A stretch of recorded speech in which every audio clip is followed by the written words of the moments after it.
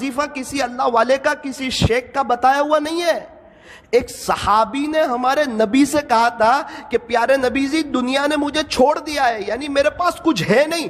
اس وقت ہمارے نبی نے یہ وظیفہ دیا تھا اور یوں کہا تھا کہ آپ فرشتوں والی تسبیح کیوں نہیں پڑھتے، اور یہ بتایا تھا تسبیح سبحان اللہ و بحمدہ سبحان اللہ العظیم و بحمدہ استغفر اللہ.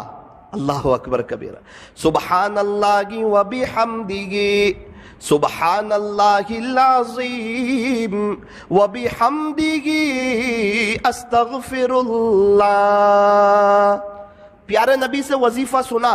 راوی فرماتے ہیں کہ پھر ایک مدت تک وہ نظر نہ آئے. جب دوبارہ نظر آئے تو انہوں نے بتایا جس کا خلاصہ یہ ہے اللہ نے مجھے اتنا نواز دیا ہے کہ میں بتا نہیں سکتا. یہ عجیب و غریب وظیفہ ہے. ایک شخص مجھے کچھ وقت پہلے نوساری میں ایک جگہ